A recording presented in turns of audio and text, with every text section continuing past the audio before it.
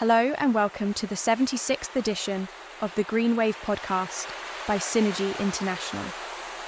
I am SYNI, your host, and today's pod is titled The Second Climate Ledger, Counting Carbon While Funding Change. It's hard not to observe the recent signs that climate policy has reached a strange pressure point.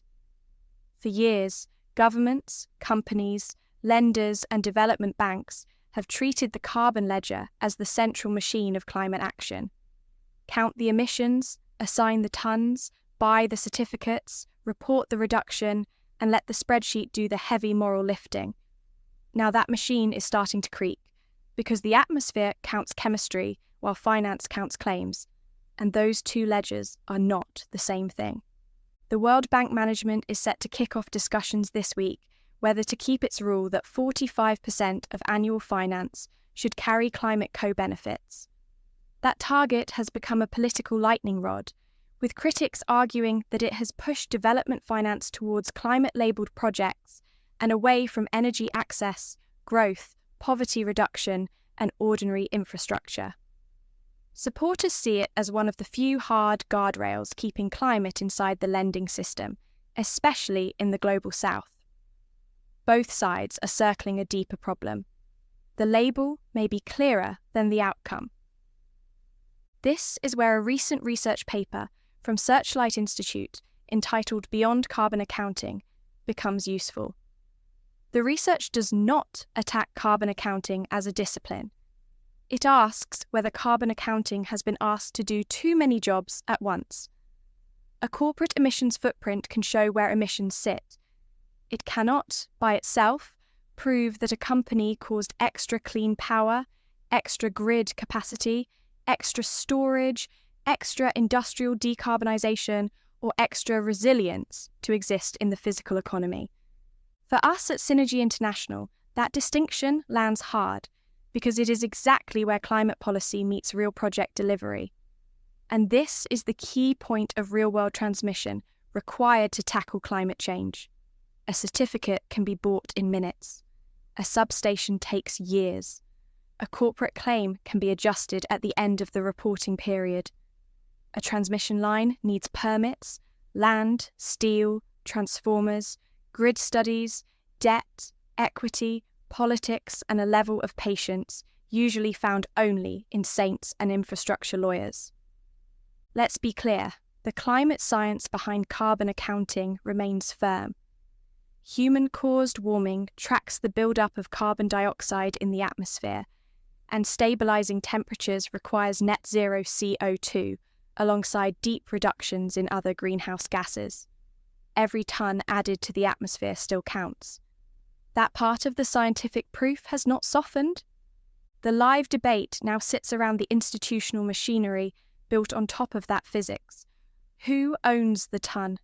Who can claim to have avoided it?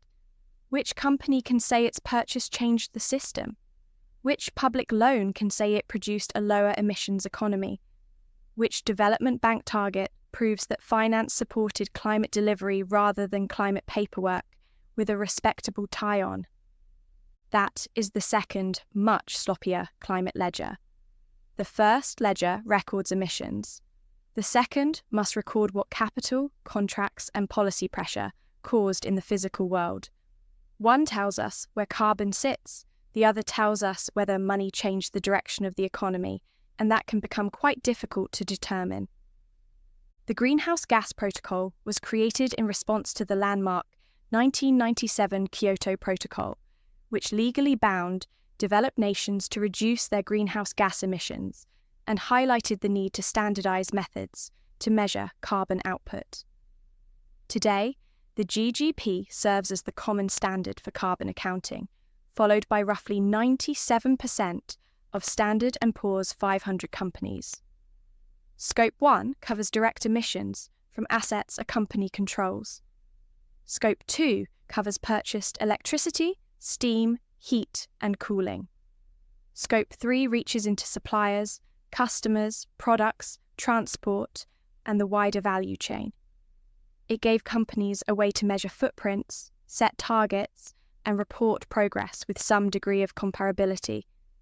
That structure was needed. Without it, corporate climate claims would be even messier than they already are, and that is saying something. Carbon accounting gave investors, regulators, and customers a shared map. The trouble starts when the map is treated as the terrain.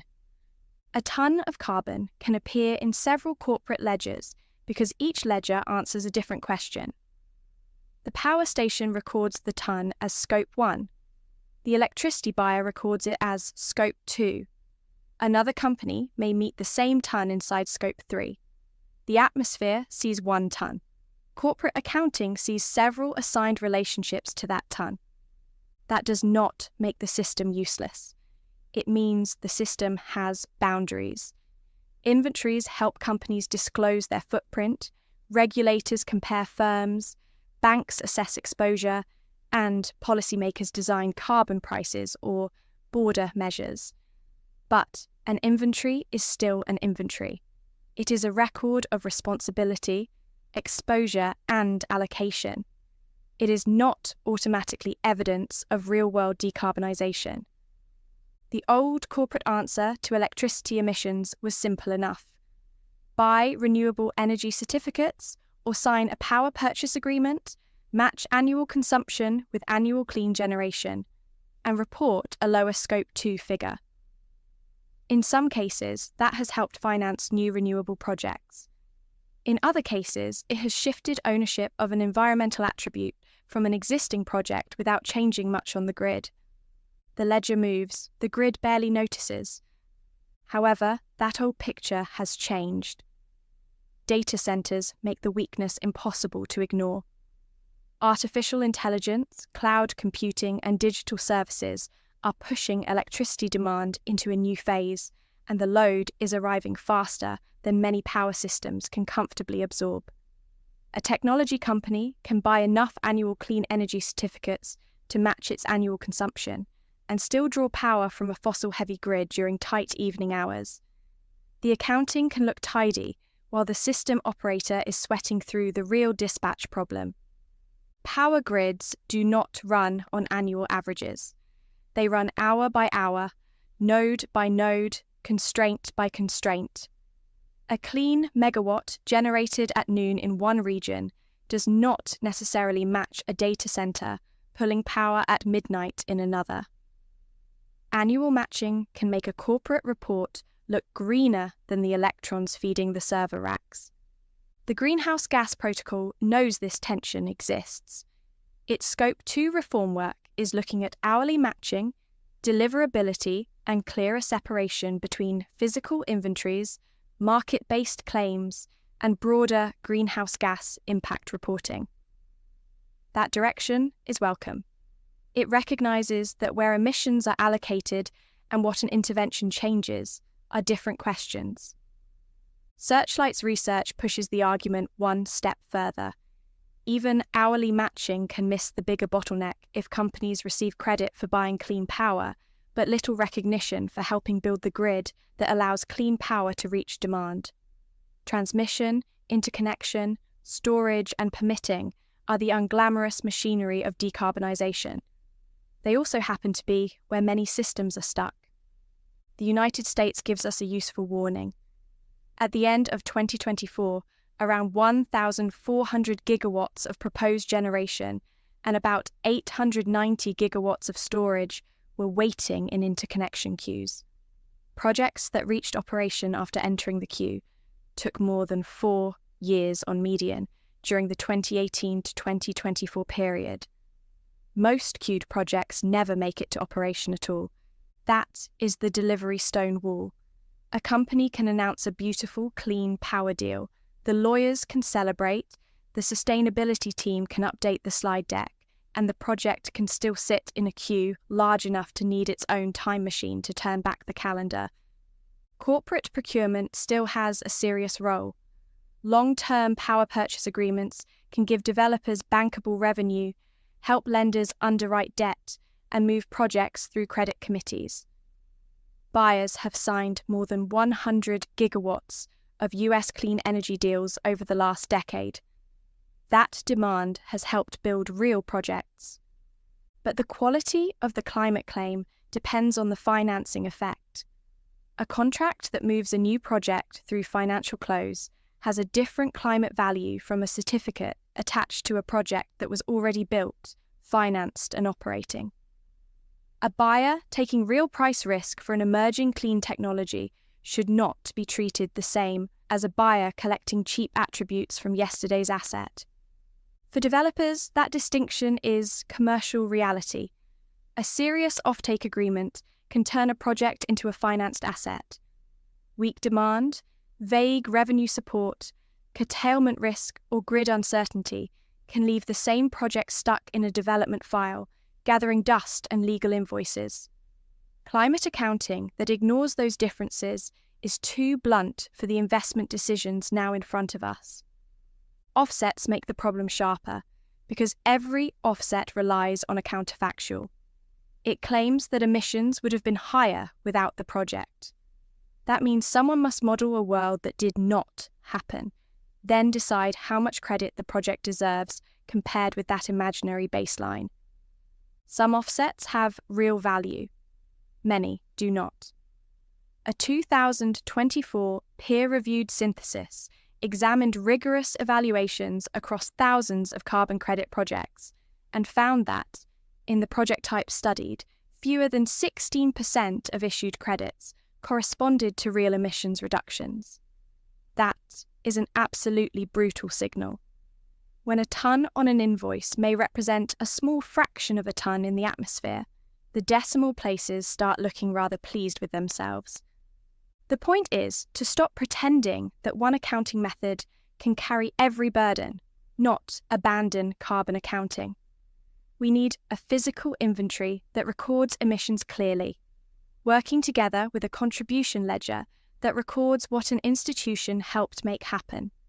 Keep the first ledger strict, build the second one carefully. A credible contribution ledger would ask direct questions. Did this contract enable a new project to reach financial close? Did this loan pay for extra grid capacity? Did this policy position support faster permitting? Or did the same company quietly lobby against reform? Did public money deliver a stronger flood barrier, a cleaner industrial process, lower transmission losses, or reliable energy access? A second ledger would help answer those questions and drag contradictions into view. It would reward companies for financing additional clean supply, supporting shared infrastructure, and backing policy reform that removes real bottlenecks. It would also make weak claims harder to hide behind certificates, offsets, and annual matching language that sounds precise until the system operator enters the room. The danger is that contribution accounting becomes another storytelling license. Every company will discover that its pilot project changed the market, its policy team shaped a national reform, and its small investment helped bend the cost curve of an entire technology. Corporate annual reports already contain enough self-awarded medals. We do not need another trophy cabinet with better lighting. All that means new rules for a second ledger would need teeth. Contribution claims should publish the baseline, the causal argument, the financial commitment, the delivery milestone, and the result after commissioning. Co-financiers should disclose their share. Policy claims should name the proceeding, the position taken, and the outcome. Where the result is uncertain, the claim should say so plainly. An honest range with a clear assumption beats a perfect number built on a heroic baseline and a soft focus audit. This is exactly why the World Bank debate matters so much. The bank's 45% climate co-benefits target was designed to make climate part of development finance at scale. In fiscal year 2025, the World Bank Group reported $50.8 billion in climate finance, equal to 48% of total financing. On paper, that looks like a major institutional shift. In practice, the number depends on how project components are classified. A road project can include climate-resilient drainage. A health project can include heat resilience. A power sector project can include emissions reductions. A water project can include adaptation benefits. That is reasonable because climate risk cuts across normal development. A road washed out every rainy season is a bad road. A school that overheats every summer is a weak public asset. A power system exposed to imported fuel shocks is a development problem with a currency bill attached. But targets create behaviour.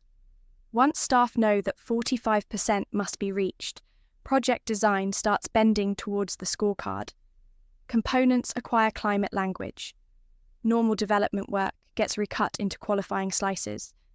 The institution hits the number, while outsiders struggle to see what the money changed on the ground.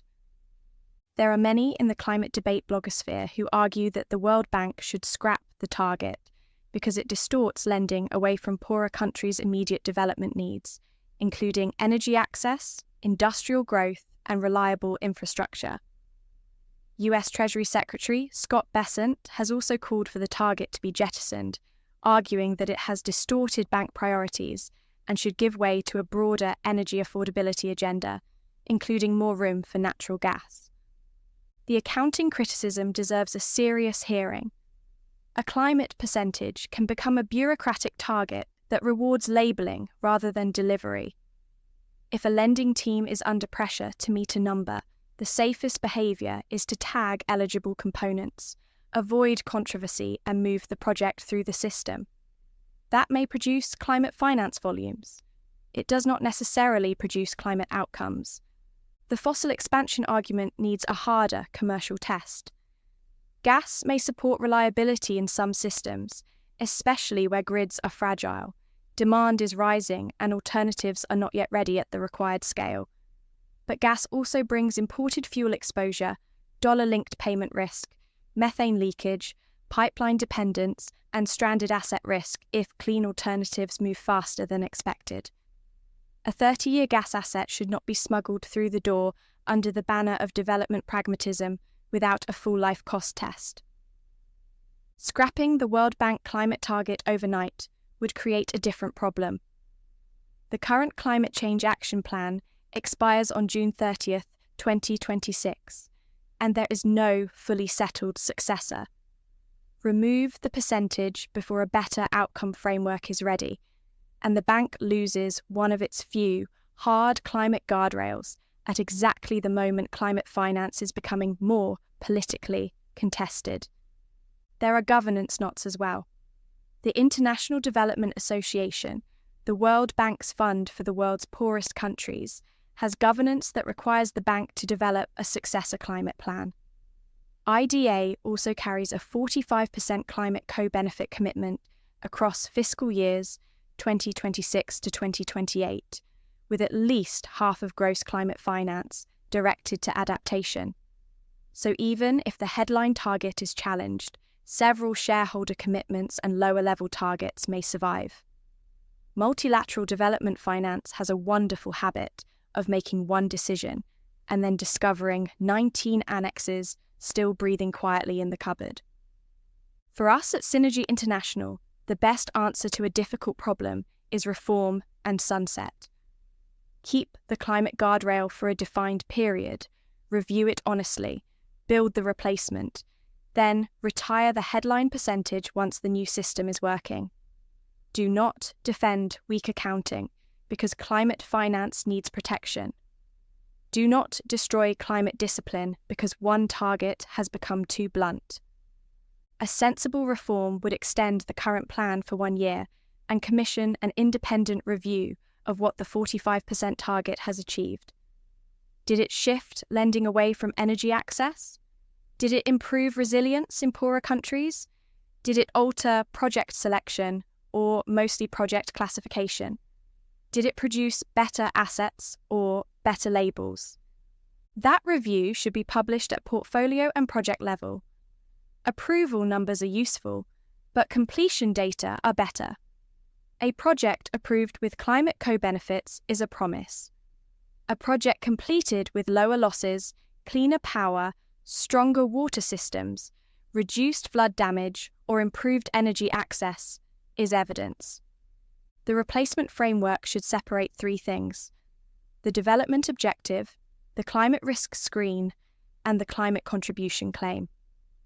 A country may need reliable power, irrigation, transport, housing, or healthcare. The bank should test the options against cost, reliability, emissions, resilience, fiscal exposure, and delivery capacity. Then, the climate contribution should record what the finance added beyond the baseline. Mitigation and adaptation need different reporting logic. A grid loan can track new capacity connected, losses reduced, outage hours cut, fossil generation displaced, and curtailment lowered. A coastal resilience project can track population protected, assets protected, service downtime reduced, and maintenance performance after storms. A drought project can track water reliability, crop loss, farmer income, and system performance through dry years. Tons of carbon are a useful unit for mitigation. They are often a poor unit for adaptation. A flood barrier does not become more useful because someone forces it into a carbon metric. A resilient water system should be judged by water delivered, damage avoided, and people protected. Climate accounting needs to respect the physical problem in front of it. Development value also must remain visible. Low emissions power that is unaffordable will fail politically and economically. Cheap energy that locks a country into decades of volatile imported fuel can also become a trap. The bank's role should be to finance service delivery that survives the full cost test: capital cost, operating cost, fuel exposure, climate exposure, debt burden, and reliability. That sounds harder than counting to 45. Good. Public finance should be harder than colour-coding a project component. For private climate capital, this same shift is coming. Developers will need to show additionality with real evidence. Permits, connection studies, off-take contracts, financing gaps, commissioning dates, and operating data. A project calling itself climate-aligned will face a sharper question from lenders. What barrier does this money remove? Lenders will also need stronger climate covenants. Disbursements can be tied to permits, equipment delivery, grid works, commissioning, and operating performance. Climate impact should sit inside the project finance model, not in the decorative annex prepared when the credit committee is already looking for lunch. Corporate buyers will face a rougher market for weak claims. Unbundled certificates may retain legal value, but their reputational value will fall when buyers cannot show new capacity, grid contribution, or clear financing effect. Annual matching will look thin where hourly load and local deliverability expose the gap. High-quality carbon removal should benefit from cleaner separation. A ton stored durably underground can be measured against a physical stock and monitored over time. Avoided emissions credits built on flexible baselines will face tougher scrutiny, as they should. If the claim depends on a counterfactual, the counterfactual should be required to come out from behind the curtain. Governments will need the same discipline. National inventories and carbon budgets should keep tracking cumulative emissions. Public spending reviews should then show which policies and projects changed deployment, resilience, and industrial capacity. Counting emissions remains central. Counting delivery becomes unavoidable. The politics will be difficult because the old system was convenient. A percentage target is easy to announce. A climate finance total is easy to defend. A corporate footprint reduction is easy to market. A second ledger is more awkward because it asks whether the money caused anything real. That awkwardness is the point. Climate policy is moving from target setting into delivery, and delivery is where slogans go to lose weight. The next phase will be judged by substations built, storage connected, industrial heat replaced, methane cut, fossil backup retired, homes protected, water systems strengthened, grids modernised, and credible clean power delivered when demand actually arrives. The World Bank debate gives us the institutional version of that same pressure. Keep the current climate target long enough to stop climate finance from slipping through the cracks. Use that time to build a stronger outcome framework. Then sunset the percentage and replace it with a ledger that records what public finance delivered. That is the reform path. It is less dramatic than scrapping the target in one swing, and less comfortable than defending the current number forever. It is also more serious. Carbon accounting remains essential because the atmosphere keeps the final record, but the investment world now needs another record beside it. One ledger for emissions, one ledger for contribution. One tells us what we are responsible for. The other tells us what we help change. And yes, both ledgers will be abused if the rules are weak. That is why the system needs baselines, uncertainty ranges, independent checks, delivery milestones, and public disclosure. Climate finance should not become a storytelling contest with decimals. We have enough of those already, usually with a logo, a panel discussion, and coffees served beside a diesel generator. The deeper truth is simple. Climate science has always been about the build-up of carbon in the atmosphere. Climate policy has become about the build-up of claims around that carbon. The next decade must close that gap. Well, that's a wrap on our 76th GreenWave podcast episode. Thank you for sharing your time with us. If today's episode helped frame the next argument in climate finance, carbon accounting and development policy, please follow the GreenWave podcast on Apple Podcasts, YouTube, Podbean, Spotify, iHeart, Podchaser, Boomplay, and Player FM. Share the pod with colleagues and friends. You can also follow Synergy International on LinkedIn, Facebook, and Instagram, and find us at synergy-international.net. Until next time, keep riding the green wave of sustainability